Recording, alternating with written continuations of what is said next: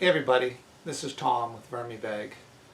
Now I made my first VermiBag Wedge system a little over a year ago, and since then I've added two more to what I have now.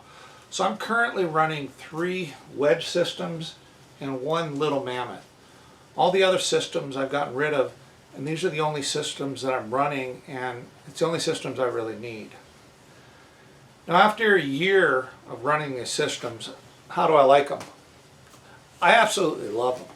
I actually think this is the best system that I've ever made, per se, as far as productivity and ease of use.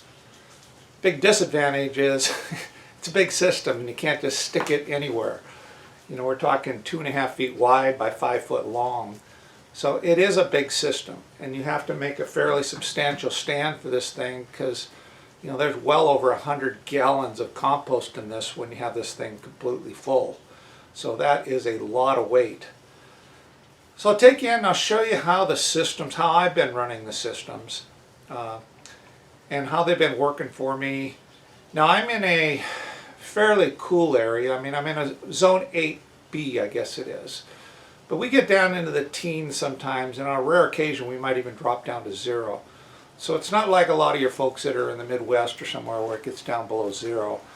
But these bags are in an unheated shed, and the only thing I'm using to keep them warm is a single little seedling pad, heating pad in each one of them.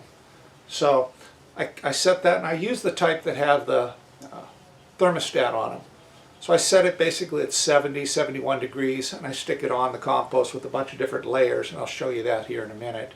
And then I put some insulators on the top, just try and keep that heat on the top. And if the worms get cold, they come up and they kind of hug in that area. But as it warms up a little bit because of things decomposing or a nice day, then they spread out from it. And I'm currently running red wigglers and Indian blues in most of these systems. There's a few European night crawlers. I tried to keep them segregated, but unfortunately they got mixed up a little bit. So I'll bring you in close. Okay, so inside the system I actually have made up a couple insulating pillows.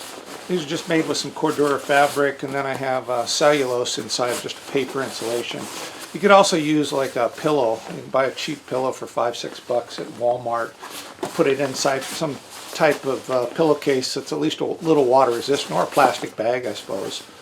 But I have 2 of these that I'm setting on top, and that's just kind of holding that heat in, any heat that I have in there. Then I have one of the covers that I make out of the Cordura, just covering the whole system. And I got multiple layers here of stuff just to try and give it some insulation. I do have one of these heat pads, you know, a cold hot pack or whatever, and I just stick it on top of the little heater, and it warms up. It just gives me a little bit of mass that's warm, because this thing's really warm right now. Then I have my little heater. And this is just a small heater that has the little thermostat. I could move it over here if you can see it. It has a small thermostat on it. This happens to be iPower, I guess. And it's a 10-inch by 20 3/4. Real small thing. It only pulls a few watts. And I set this thing at 70 degrees, 71 degrees. And I just leave it. I don't put it in direct contact. I set it right on top of this another type of insulating layer. I got another sheet of Cordura fabric here. And then underneath that,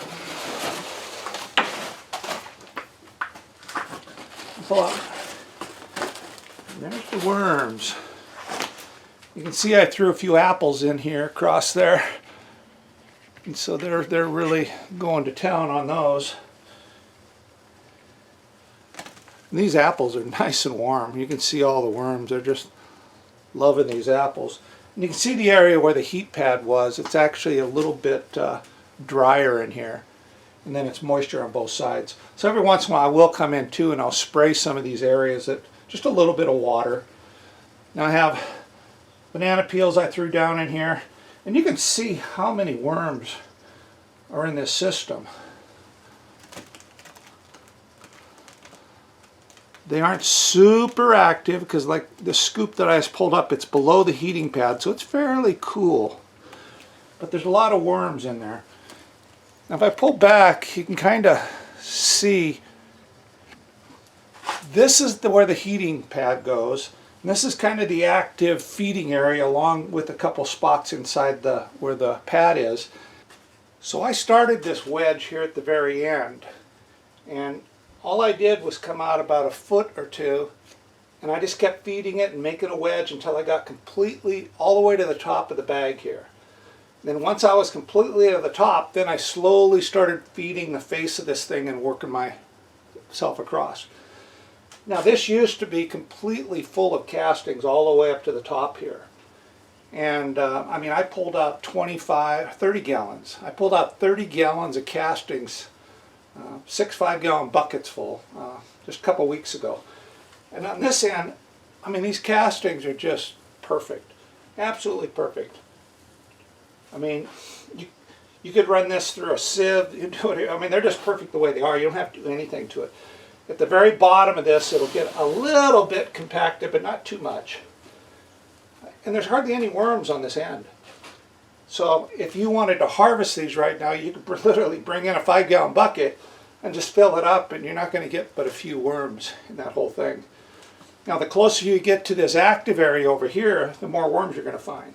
So if I start digging right here, I'm still not getting hardly any worms. This is still well worked over compost. I dig a little bit further.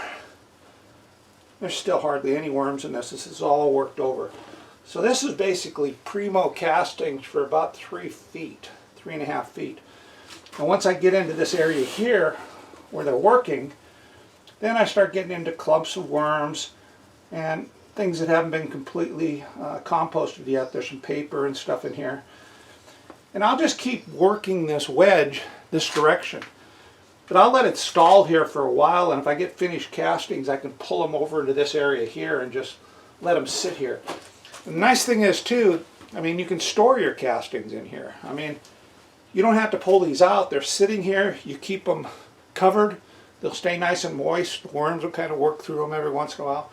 And so there's no risk of taking these out, putting them in a 5-gallon bucket and it heating up and getting too hot or something like that. Just leave them in here until you want to harvest them, until you need them. And this is the second wedge that I'm running. This one has mainly, it's pretty much red wigglers in this one. I think I've kept it somewhat pure. And again, you can just see all the different layers I have on it, on top of this thing to try and keep the heat in on the system.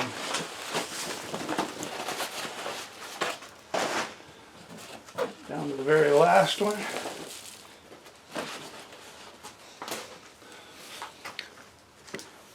And it's kind of the same.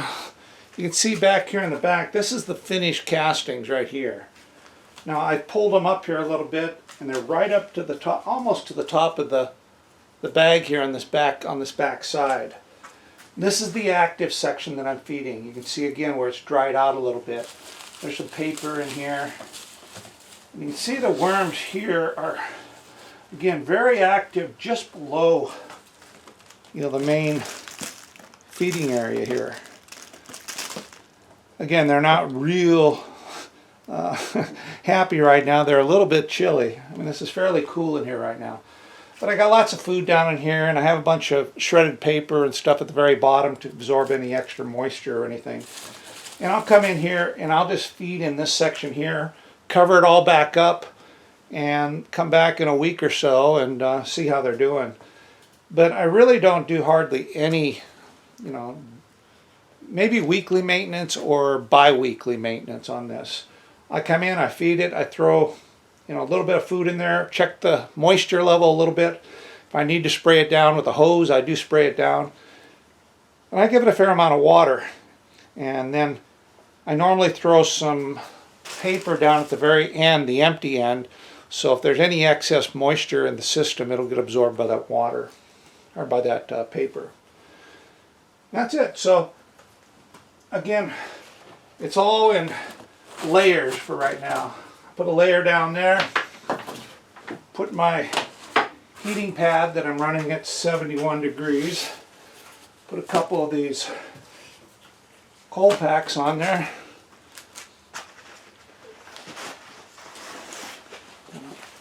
Add another layer. Cover up the compost on the end, castings.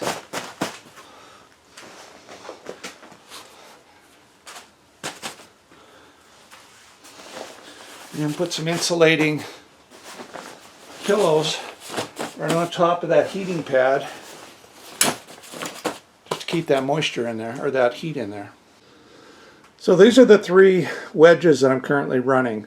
This one has Indian blues in it, this one has red wigglers, and this one has a mix of both, and this one has, the little mammoth over here has Euros in it. Now the stands all look a little bit different. It's the same basic design on them. I made this one shorter, which I like a lot. But if you ever do this, I mean, I would definitely recommend these larger wheels.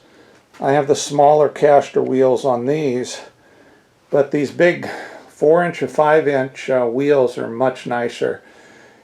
And the thing you need to make sure too is I have side bracing when you make the stand on the sides, but I found you really need it on the ends as well, unless you put some paneling or something like I had on this one.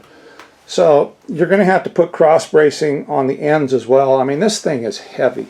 When it's full of castings, I mean, it literally weighs a ton. So when you make it really sturdy, real heavy. Things I do like, I mean, the bag sits really tight along the edge of the stand.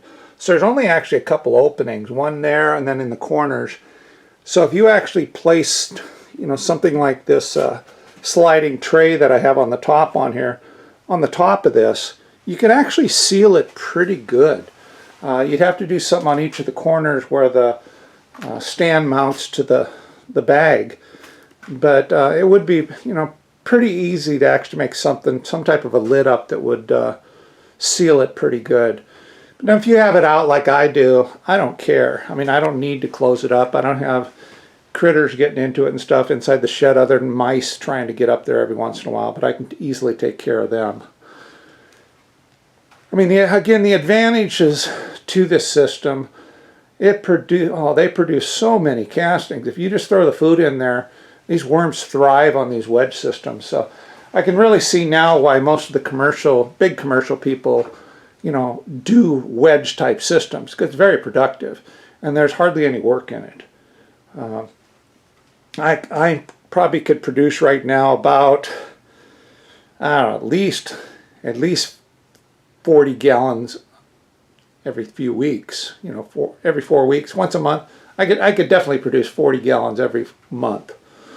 I'm not feeding them real heavy right now, but I will be as we get closer to spring and stuff. But they're still productive even here in the winter with just having those little small heating pads on there.